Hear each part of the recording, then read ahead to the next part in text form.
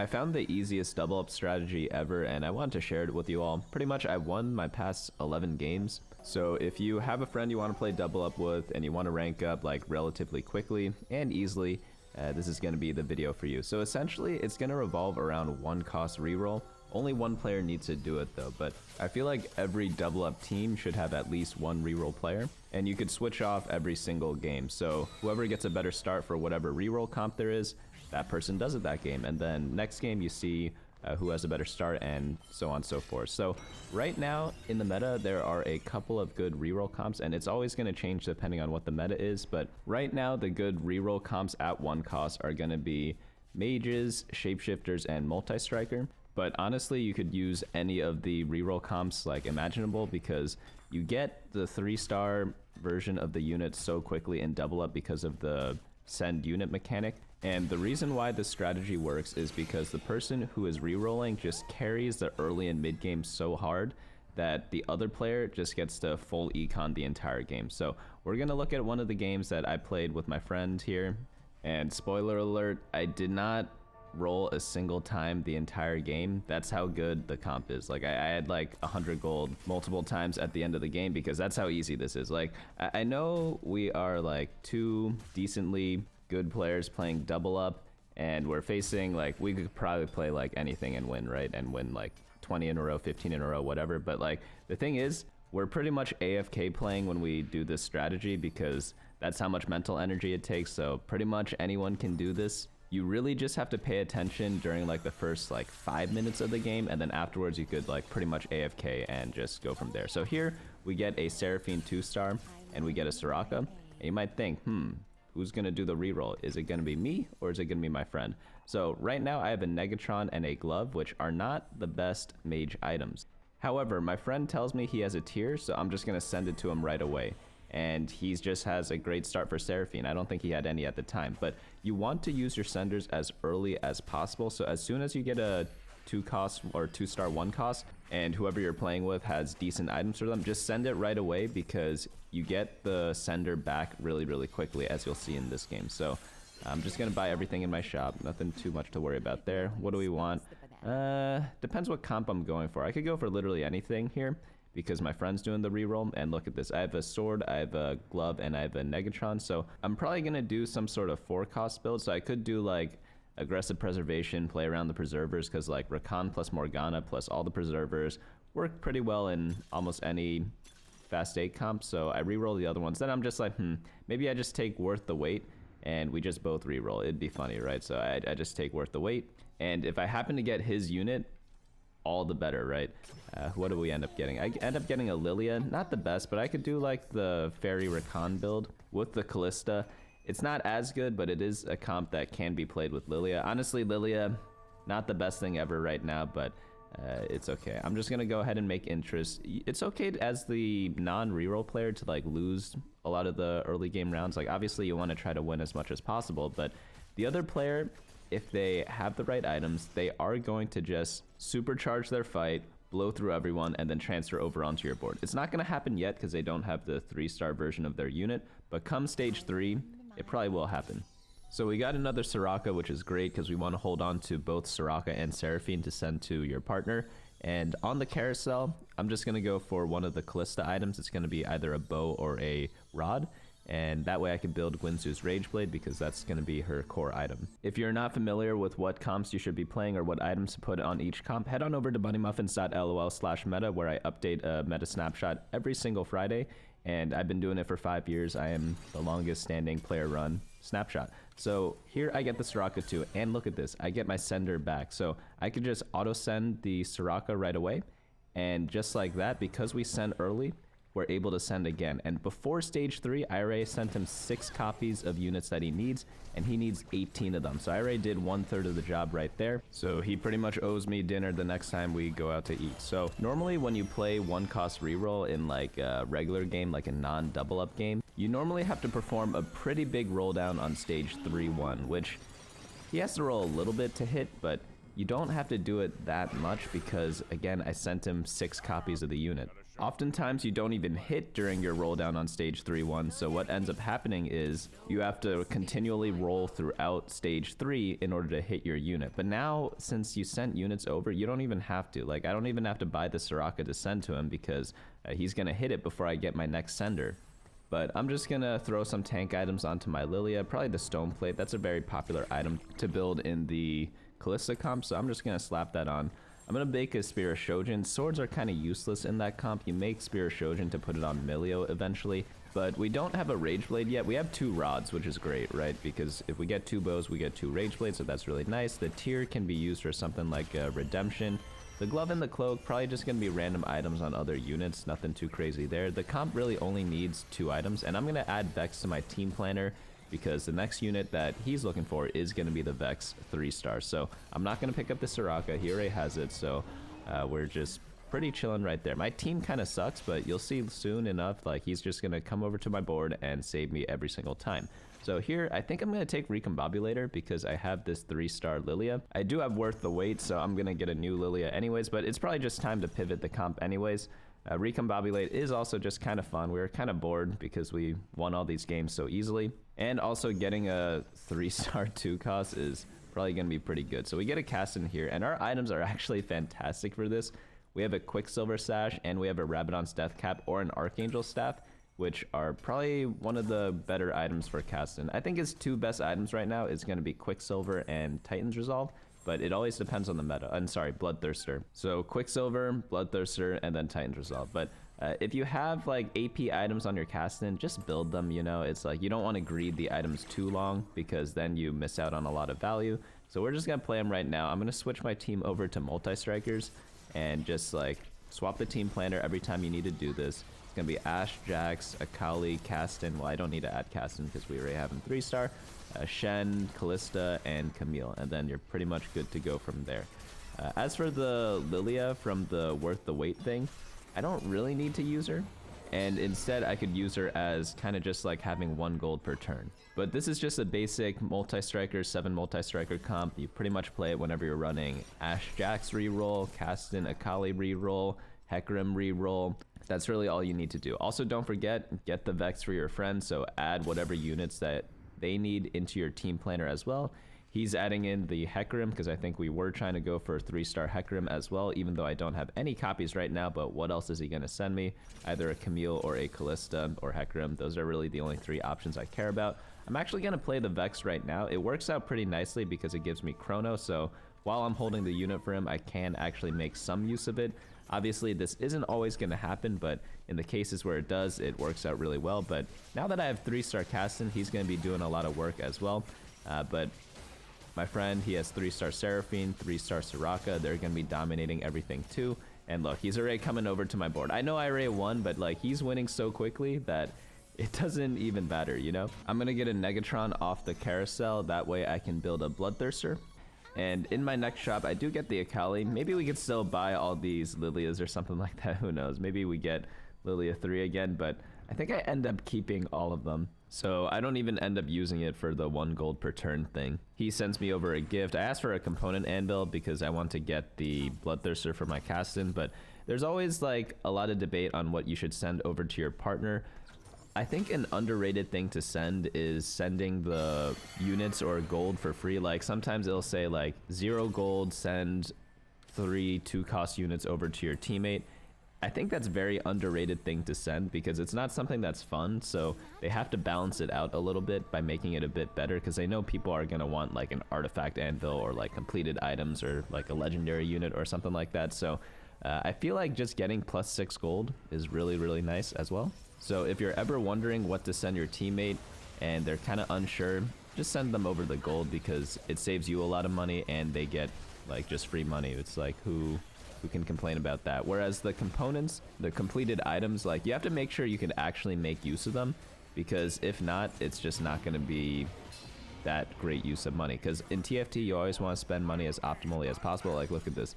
Thieves Gloves is 10 gold, component anvil 5 gold. It's still good deals for this. They normally say a component is worth around like 7 gold. But if you compare the cost of the component anvil versus like the 3 2-cost champions, Like the 3-2 cost champions is worth a lot more, but like we're trying to have fun here. We're not trying to like super sweat double up. One of the biggest complaints I have about double up, actually, because this game is, I think it was in gold or something like that, is like we've won 11 in a row and we're not even in plat yet, let alone emerald or diamond. Like, how many games do they want us to play and win? Because when I say win, I mean first place. I don't mean getting like second place and above. I mean getting like first place, not even close on all these games. Like, how do we need to play like 30 games to get to emerald and double up? Like, let me know down in the comments, how many games do you need to win to get there?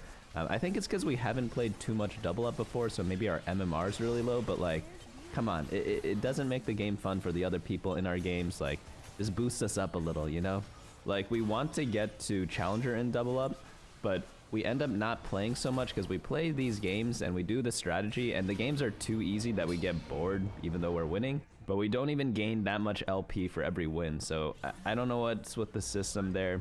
Someone asked Mortdog or something like that, because I don't want to have to play like 200 games to get to like masters and double up if we win every single game. Like, that's ridiculous, right?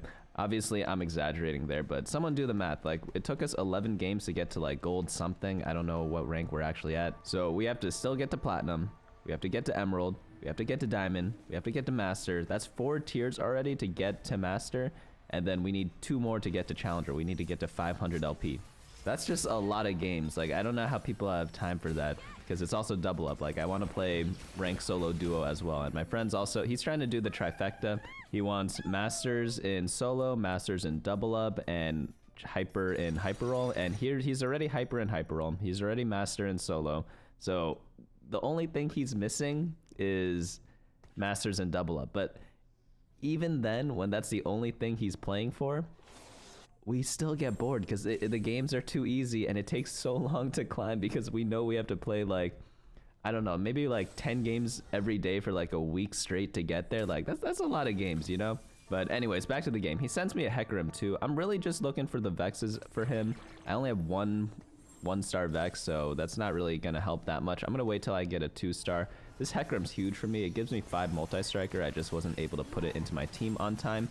And we were debating here like whether I should roll or not for his Vex 3, because I easily could, right? I have 87 gold at level 7, but he's like, nah, just like 2 people were contesting Hecarim, and then another person was also going mages, so getting the Vex 3-star is going to be a little bit tricky. So we're like, just level up, let's just play legendaries and not have to roll. So here, no brainer. Like, even though immovable object is absolutely incredible for Kassadin, you got to go with multi-striker crown, because I mean, if you're going multi-strikers and multi-striker crown is not the best option, the development team or like the game balancing team did something wrong, so we could always blame them if we lose.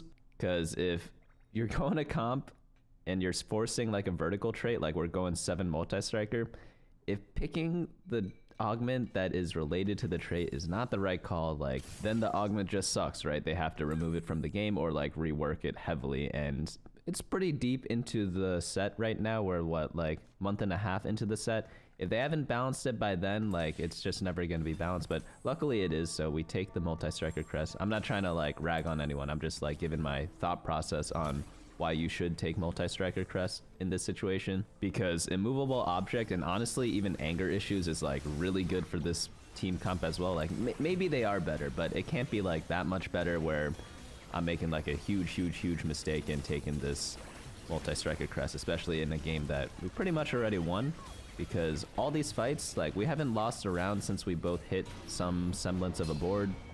I had 100 gold this round. I leveled up to level 8, but I did it during the round, so I don't even have the 8th unit onto the board right now, which is absolutely hilarious. We got a Lilia 3 for some reason, and I guess we could play her. I don't know. We don't really have the units to do it, but we're like, what if you could get Lilia 4-star and then, yeah, like try to do something with that, but I don't think that's happening. We're facing off against a Kalista player, which is a little annoying. Like, this person went a Kali 3 and Kalista, so he's kind of going like warriors but also taking multi-strikers.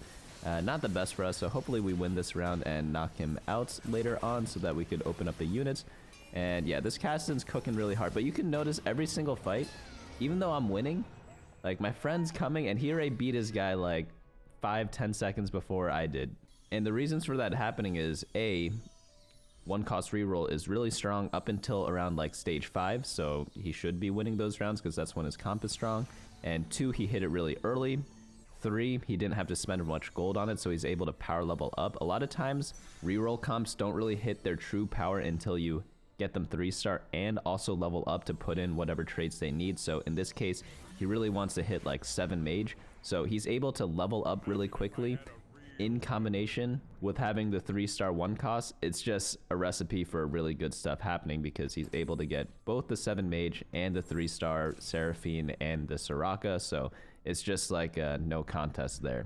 You can kind of consider a 3-star 1 cost to be slightly better than a 2-star 4 cost, and most people don't even get 2-star 4 costs until stage 5, like stage 5-1, that's when they get all of them to like 2-star, but early stage 4, like yeah, sometimes people hit the 2-star 4 cost, but oftentimes it's not like the exact one they want. Normally you see, if you're doing like the Kalista Rakan board that we talked about before, maybe you have like a 2-star Kalista but like a 1-star Rakan, or you have like 1 copy of Kalista and 2 copies of Rakan, something like that. Sometimes they don't even have any of those copies, right? So in a regular TFT game, like the power spikes are all different, but in double up you could easily accelerate a lot of them, and reroll, it's gonna be one of the best comps. Like if no one's doing 1 cost reroll, at least have someone do a 2 cost reroll, because the send mechanic is just way too OP. If you're not using it, other people will, and they'll have a big advantage over you. So you just have to have, again, one person doing reroll, the other person doing whatever they want. So I'm the whatever they want this time.